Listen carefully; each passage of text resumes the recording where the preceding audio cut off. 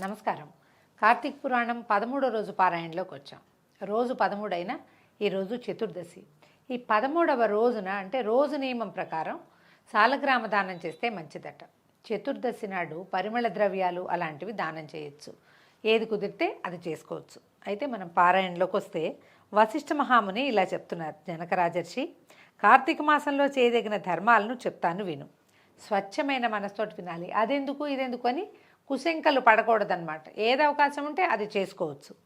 ఆ ధర్మములన్నీ కూడా ఆవశ్యకమైనవి. కార్తీక ధర్మములు మా తండ్రి అయిన బ్రహ్మచేత నాకు చెప్పబడ్డవి. అవన్నీ కూడా చేయదగినవి. చెయ్యని ఎడల పాపం సంభవించును, ఇది నిజము. ఆ కాలంలో చెప్పారండి. అవకాశం ఉండి మనకి తెలిసి కుదిరితే చేసుకుంటే మంచిది. సంసార సముద్రం నుంచి దాటగోరేవారు, నరక భయం కలవారు ఈ ధర్మాల్ని తప్పకుండా చేయాలి. కార్తీక మాసంలో కన్యాదానము, ప్రాతః స్నానము, శిష్యుడైన బ్రాహ్మణుని పుత్రునకు ఉపనయనము చేయించుటకు ధనమిచ్చుట, విద్యాదానము, వస్త్రదానము, అన్నదానము ఇవి ముఖ్యమైనవి.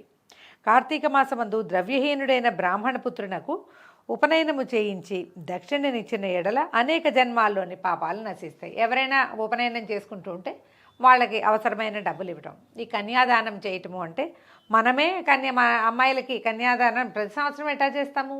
మనకు ఉండాలి కదా కన్యలు అంతమంది.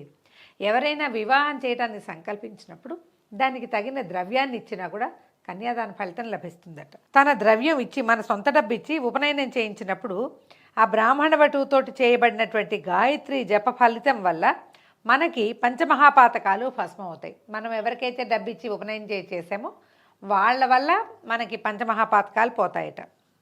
అయితే గాయత్రి జపము, హరిపూజ, వేద విద్యాదానము వీటి ఫలితాన్ని చెప్పడానికి నాకు శక్యం కాదు. అంటే బ్రహ్మదేవుడి కుమారుడైన వశిష్ఠ మహామునికే శక్యం కాదు నాయన, చాలా ఫలితం లభిస్తుంది, దానివల్ల అది మంచిది అని చెప్తున్నారు. 10,000 తటాకాలని తవ్వించే పుణ్యము, 100 రావి చెట్లు పాతించిన పుణ్యము, నూదులు, దిగుడు బావులు, 100 మామూలు బావులు, దిగుడు బావులు 100 మామూలు బావులు తవ్వించిన పుణ్యము, 100 తోటలు వేయించిన పుణ్యము, ఒక బ్రాహ్మణునికి ఉపనయనం చేయించిన పుణ్యంలో 16వ వంతు కూడా సరిపోవటం.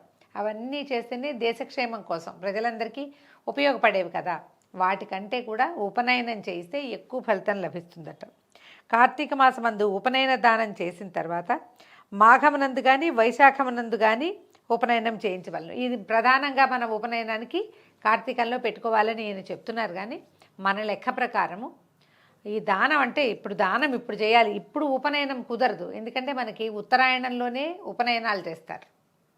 ఇప్పుడు బాబు నేను మీకు డబ్బులు ఇస్తాను, వచ్చే ఏడాది ఉపనయనం చేసుకోండి అని మనం ప్రామిస్ చేసి తర్వాత వైశాఖ మాసాలలో ఎప్పుడో ఒకసారి ఉపనయనం చేయించవచ్చు. వివాహాది క్రతువులు అవుతాయి కానీ ఉపనయనాలు ఖచ్చితంగా ఉత్తరాయణంలోనే చేస్తారు. దక్షిణాయనంలో ఉపనయనాలు ముహూర్తాలు కనపడవు అసలు. ఏదైనా వివాహాలు అవి ఉన్నప్పుడు మరి ఏమైనా పెట్టుకుంటారేమో మరి. అవన్నీ అమెండ్మెంట్సే కానీ నిజానికి అట్లా చేయడానికి పనికిరాదట. సాధువులు, శ్రోత్రియులు అయినటువంటి బ్రాహ్మణ కుమారులకు ఉపనయనం చేయిస్తే అనంత ఫలితం కలుగుతుందని ధర్మవేత్తలు చెప్పారు. పరద్రవ్యం అంటే వేరే వాళ్ళ డబ్బుతోటి తీర్థయాత్ర కానీ దేవబ్రాహ్మణ సంతర్పణ కానీ చేస్తే ఆ పుణ్యము ద్రవ్యదాతకి వెళ్తుంది. అంటే మనం డబ్బులు ఇచ్చి ఎవరికైనా అన్నదానానికి డబ్బు ఇచ్చామనుకోండి, దానం చేసిన వాడికి దాన ఫలితం లభించదు. పని చేసిన ఫలితం మాత్రమే. అతను ఎంత శ్రద్ధగా ఉన్నాడో ఎవరినైనా సేవిస్తే ఆ ఫలితమే తప్ప ద్రవ్యం ఎవరిచ్చారో డబ్బు ఇచ్చిన వాడికే ఆ ఫలితం లభిస్తుంది. అందుకని మనం ఇవాళ రేపు ఏం చేస్తామంటే విరివిగా దేవాలయాల్లో అన్న సంతర్పణలు జరుగుతుంటాయి. దేవాలయంలో అన్నదానానికి డబ్బులు కడుతూ ఉంటాం. డబ్బు ఎవరిస్తారో వాళ్ళకి ఫలితం ఎక్కువ లభిస్తుందని చెప్తోంది పురాణం. కార్తీక మాసంలో కూడా ఒక ధనం ఇచ్చి ఒక బ్రాహ్మణునికి ఉపనయనము, వివాహము చేయిస్తే అనంత ఫలితం లభిస్తుంది. కార్తీకంలో తనే స్వయంగా కన్యాదానం చేసిన వాడికి పాప విముక్తి కూడా లభిస్తుంది. తన తాత ముత్తాతలందరికీ కూడా పితృలోక ప్రాప్తి నుంచి పితృలోక నుంచి బ్రహ్మలోక ప్రాప్తి లభిస్తుందట. దీని విషయంలో ఒక పురాతనమైన గాథ ఉంది చెప్తున్నారు. ద్వాపర యుగంలో వంగదేశానికి సువీరుడనే ఒక రాజు ఉండేవాడు. ఆయన చాలా శౌర్యవీర్య పరాక్రమవంతుడు, కానీ దురాత్ముడట. అతను కొంతకాలానికి దైవయోగం వల్ల దాయాదులతో జయించబడి రాజ్యభ్రష్టుడయి తన భార్యతో కలిసి అడవికి వెళ్ళిపోయి ధనం లేక జీవించడానికి చాలా దుఃఖపడేవాడట. ఏమీ లేదు, నేను ఇంత దుఃఖంగా ఉన్నాను, కష్టంగా ఉన్నానని భావించేవాడు. అయితే ఎంతో కాలం అక్కడ భార్యాభర్త అడవిలో ఉంటే కందమూలాలు అవి తింటూ పాపం ఏదో దొరికింది తిని బతికేవారు. ఓ చిన్న ఇల్లు ఏదో వేసుకుంది. క్రమంగా ఆయన భార్య గర్భవతి అయిందట. నర్మదా నదీ తీరంలో ఒక పర్ణశాల నిర్మించుకుని అక్కడ ఉండేవారు. పర్ణశాలలో ఒక అత్యంత సౌందర్యవతి అయిన ఒక కన్యామణికి జన్మనిచ్చింది ఈవిడ. పాపాయి పుట్టింది. పిల్ల చాలా అందగత్తిగా ఉంది.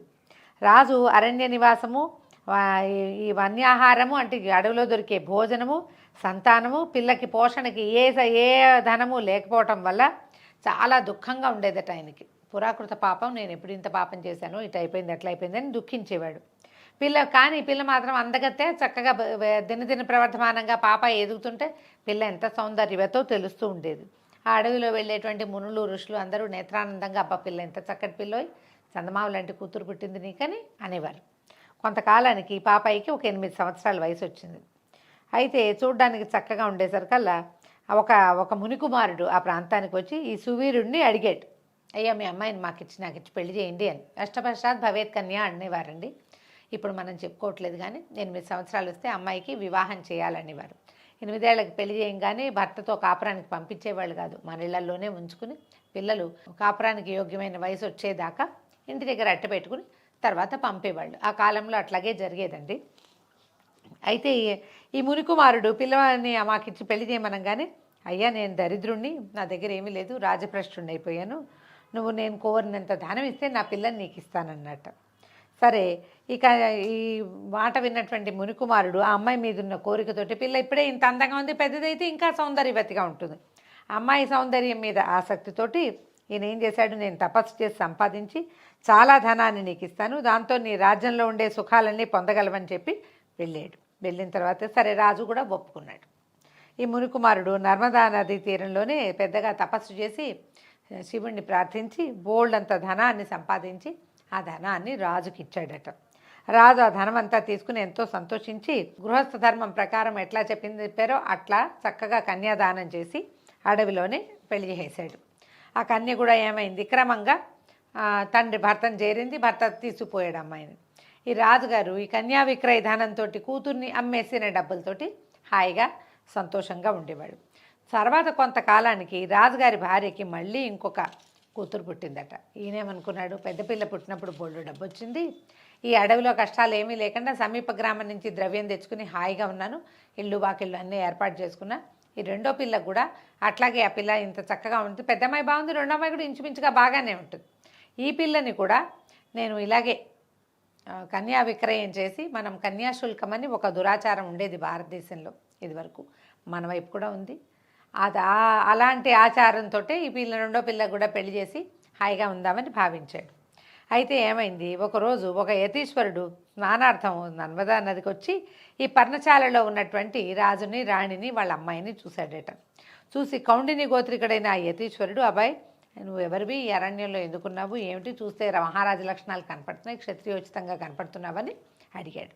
అడిగితే ఇతను చాలా బాధపడుతూ చెప్పాడనమాట, ఈ దుఃఖాలతో చాలా దుఃఖం అండి, దారిద్ర్యంతో సమానమైన దుఃఖం, పుత్ర మృతితోటి కుమారుని మృతితో సమానమైన శోకము, భార్యా వియోగంతో సమానమైన వియోగ దుఃఖము లేవు, పై దరిద్ర దుఃఖంతో ఇలాగే ఈ అడవిలో కందమూలాదులు భక్షిస్తూ ఈ అడవిలో నివాసం చేస్తున్నాను, నాకు అమ్మాయి కలిగింది, ముందు ఆ అమ్మాయిని యవ్వనం రాగానే మునికుమారుని వల్ల వాడి దగ్గర నుంచి బోళ్ళంత డబ్బు తీసుకుని పిల్లని కన్యాదానం చేశాను, వివాహం చేసేసాను, ఇప్పుడు ఆ వివాహం చేసిన డబ్బుతోటి ఇప్పుడు మేము జీవిస్తున్నాము, ఇంకా ఏం వినమంటావు, ఏం చెప్పంటావో చెప్పు అనేసరికల్లా ఆయన ఆశ్చర్యపోయాడు ఆ ముని.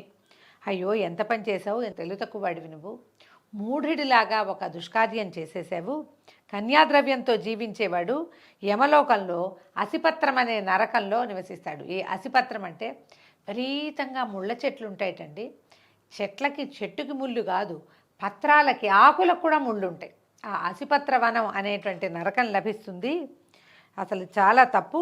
ఇప్పుడు నువ్వు పిల్లని అమ్మేసిన డబ్బు, ఆ డబ్బుతోటి నువ్వేం చేస్తావు, ప్రతి సంవత్సరం నీ పితృదేవతలకి తర్పణాలు విడిచి తదినాలు పెడుతున్నావు, అది గనక ఆ ద్రవ్యంతో తమకి తర్పణం విడవబడిందంటే నీ పితృదేవతలు కూడా అసిపత్ర వనంలో పడిపోతారు. పైగా ఇలా చేస్తే దీనివల్ల నిత్య జీవనం రోజువారీ జీవితం గడిపేవాడు, కూతురు నమ్మిన డబ్బుతో రోజువారీ జీవితం గడిపేవాడు రౌరవ నరకంలోకి పడతాడు. రౌరవ నరకం చెప్పుకున్నాం ఇదివరకు, అదొక జంతువు, దాని నోట్లో నుంచి జ్వాలలు వస్తూ ఉంటాయి, కొమ్ములు ఉంటాయి, దానికి అన్ని రకాల, దానికి మొహం మీద ఉండే రోమాలకు కూడా ముళ్ళు ఉన్నట్టు ఉంటాయి, అది మహా కుమ్మేస్తూ ఉంటుంది, చాలా కష్టం. రౌరవాది నరకాలు చాలా బాధాకరమైనవి.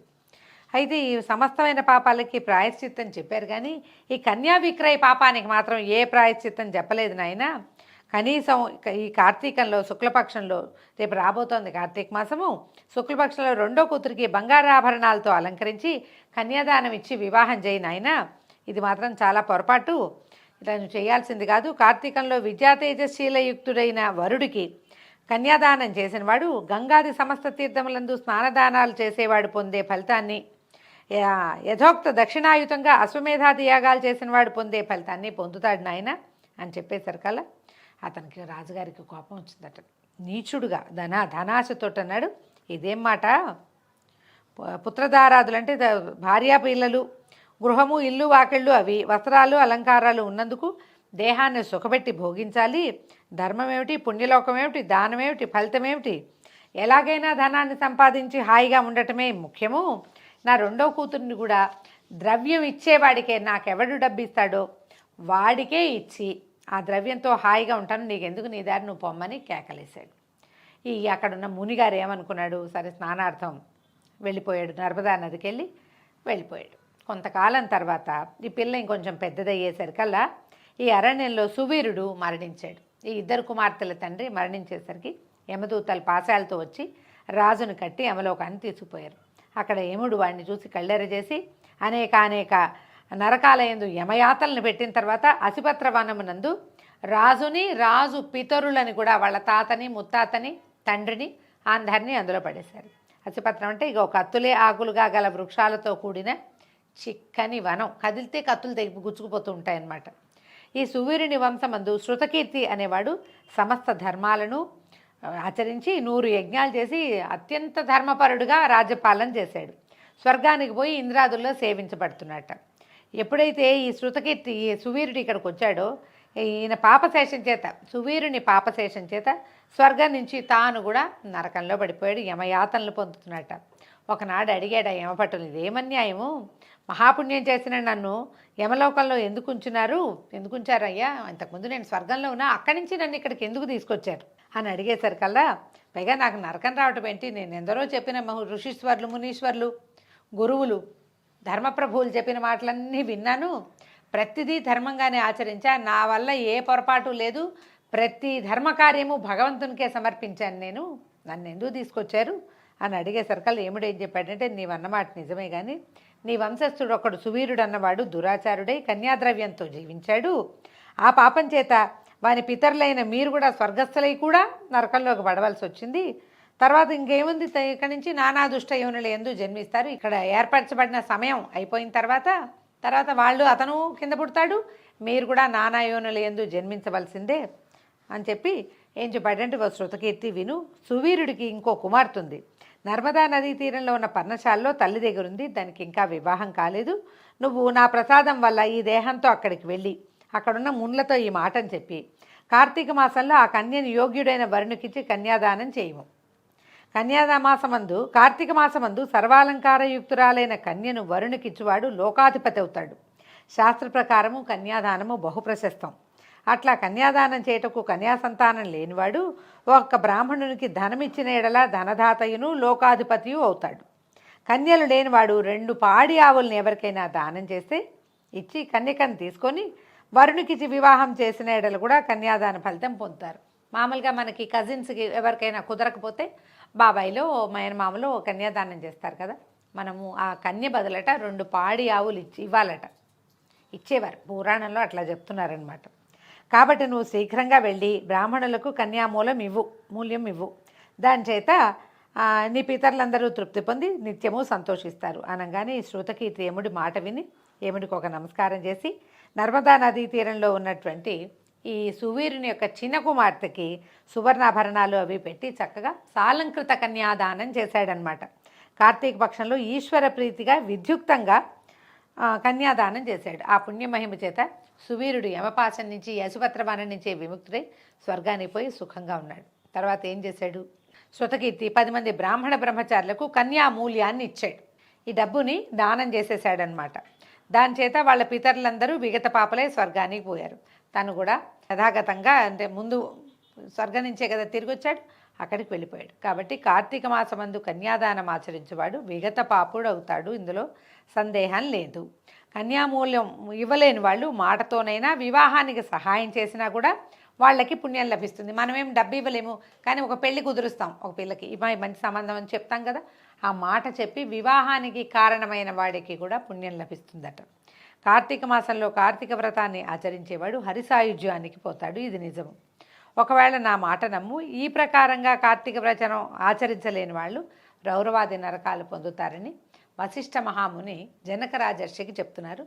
దీంతో 13వ రోజు పారాయణ పూర్తయింది. రేపు ఉదయం మళ్ళీ 14వ రోజు పారాయణతో కలుసుకుందాం. నమస్కారం.